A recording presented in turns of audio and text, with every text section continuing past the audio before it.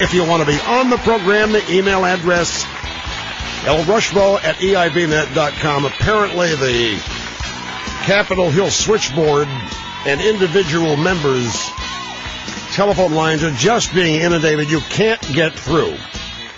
Email boxes are full. Voicemail messages are full. People are not answering the phone. A busy signal. Don't let that deter you. Keep trying. The Waxman-Markey bill is a disaster. It's not about saving the planet. It's not about saving the climate. It's not about anything, folks, other than raising taxes and redistributing wealth. The Heritage Foundation, www.askheritage.org, has put together a fabulous analysis of this bill. And they have summarized it in a great understandable way. I found it because I'm a member at askheritage.org. It only costs $25. You can spend more than that if you want, if you like the cause, you want to donate to it. But askheritage.org, a single site, a single resource. Other than me, I realize a lot of you use me as your primary resource, and that's fine. The Heritage Foundation is just a superb place as well. Later today, the House of Representatives slated to vote on the most convoluted attempt at economic central planning this nation has ever attempted, cap and trade. The 1,200-plus page Waxman-Markey climate change bill is nothing more than an energy tax in disguise that by 2035, think your children, by 2035, and this is independent of any other market forces that are going to affect the prices of these items as I'm on the list here. This bill alone will raise gasoline prices by 58% by 2035. This bill alone, in addition to whatever increases there are in gasoline between now and then, this bill will raise natural gas prices by 55% by 2035. It'll raise home heating oil prices by 56% and electricity prices by 90%. Your electricity bill by 2035 is going to go up by 90%. Now, if we didn't do this bill, I guarantee you your bill's not going to go up 90% between now and 2035. Although proponents of the bill are pointing to grossly underestimated and incorrect costs, the reality is that when all the tax impacts have been added up, the average per family of four costs rise by about $3,000 a year. In the year 2035 alone, the cost will be $4,600 a year per family of four. Additional taxes on energy.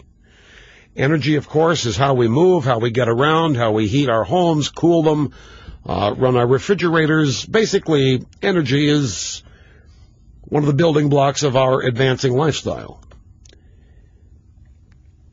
The costs per family for the whole energy tax aggregated from 2012 to 2035 are $71,493. In other words, the bill slated to go into effect in 2012. If you add up all of these costs per family of four from 2012 to 2035, you got to come up with $71,493 that you otherwise wouldn't have to. But on second thought, cap and trade is much more than that. It kills jobs. The Heritage people have analyzed this. Over the 2012 to 2035 timeline, job losses average over 1.1 million. By 2035, a projected 2.5 million jobs are lost below the baseline.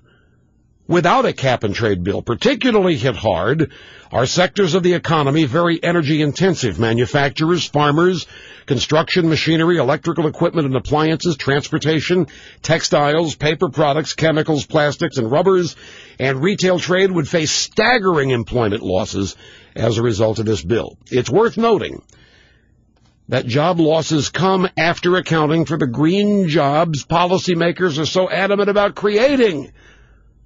But don't worry, because the architects of the bill built in unemployment insurance too. You want to hear how that works?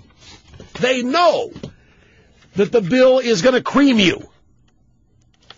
Listen to this. Section 432, Energy Refund Program for Low-Income Consumers.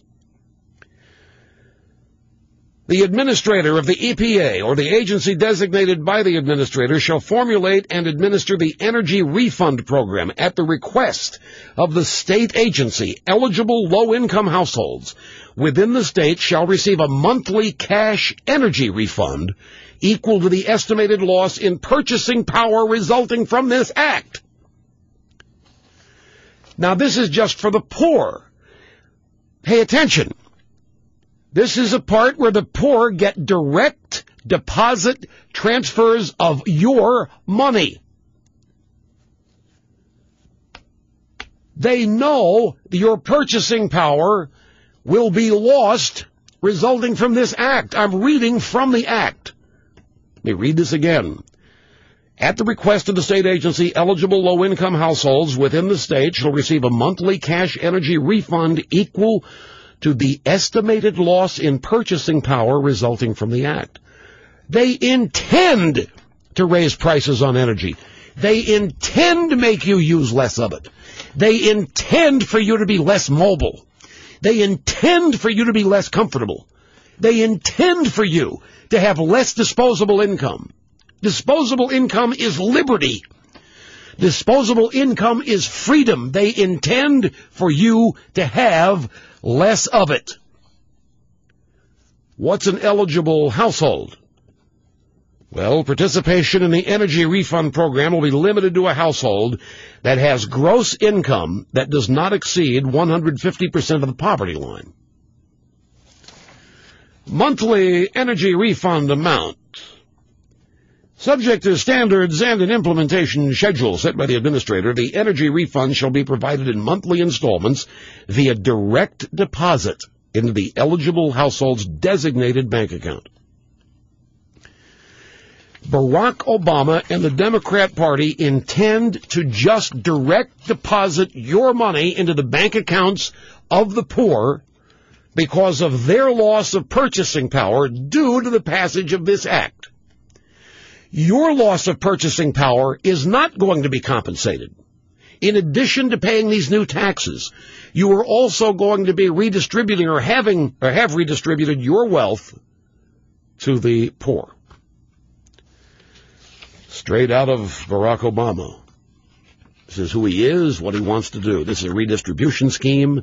This is an attack on achievers. It's an attack on wealth, disguised as something to get to your heart, convincing you that voting for this, supporting this, is somehow going to save Woody Woodpecker, Peter Polar Bear,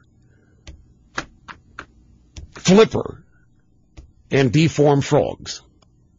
Not to mention your own child's climate. They don't even have the guts to call this a carbon tax. So much for transparency. So much for liberal straight talk. It's a carbon tax. They're taxing carbon. We are a carbon-based life form. We exhale carbon dioxide. This bill says that we are polluters by virtue of breathing, which we have no choice about, by the way. We can't, as long as we're alive. They could tax us on that basis. It just is absurd. They ought to call this Waxman-Markey-Madoff, because it's a con game. It promises what it cannot deliver. It cannot change the climate, and it certainly is not going to bring about more jobs. He called it a jobs bill yesterday. Mr. President, tell us how many. How many jobs? How many jobs this is going to cost us? Now you rattle off all these new jobs, and how about the existing jobs that we're going to lose? How many more jobs will be lost than the jobs created? George Will yesterday. The Spanish professor is puzzled. Why, he wonders, his name is Gabriel Calzada,